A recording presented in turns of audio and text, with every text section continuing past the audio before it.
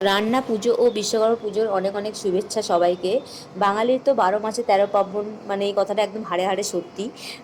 আবারও একটা মানে পার্বণ চলছে, যেরকম হচ্ছে রান্না পুজো। মানে অনেকের আগের মাসে মানে রান্না সংক্রান্তিতে রান্না হয়ে গেছে, আর আমাদের হচ্ছে ভাদ্র মাসে সংক্রান্তিতে রান্না, মানে বুড়ো রান্না। এটা আমার মায়ের বাড়িতেও রয়েছে, মানে বাপের বাড়িতে আর শ্বশুর বাড়িতেও রয়েছে, আর অনেকেরই রয়েছে। আর আমি মানে বাজার টাজার সবই করেছি, যেহেতু আমি এখানে থাকি তো আমাকেও এখানে এটা করতে হবে।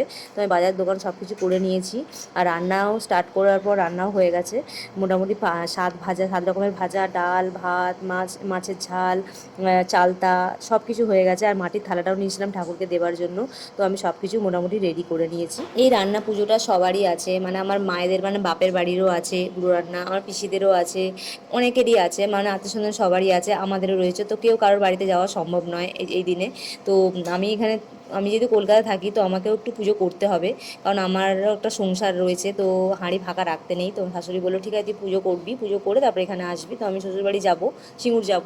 তো আগে আমি আমার বাড়িতে পুজোটা দিয়ে নিলাম। রাত্রিবেলা বাজার দোকান করে এই মাটির থালা নতুন কিনে নিয়ে এসেছিলাম দেওয়ার জন্য, কারণ আমার তো এখানে কিছুই নেই সেরকম। তো আমি সব কিছু পুজো নিজের হাতে করে গুছিয়ে পুজো দিয়ে রাত্রেই দিয়ে দিয়েছিলাম। তারপরে সকালে উঠে সব পরিষ্কার করে, বিশ্বকর্মা পুজোর দিন যেহেতু, সেই জন্য সব ঠাকুরকে পুজো দিয়েছি। আর পুজো দেওয়ার পর তারপরে আমি মামামকে রেডি করে নিয়ে ও বাড়ি বেরোবো। তো তার আগে আমি মায়ের বাড়ি যাব, তারপরে আমি সিঙ্গুর যাব।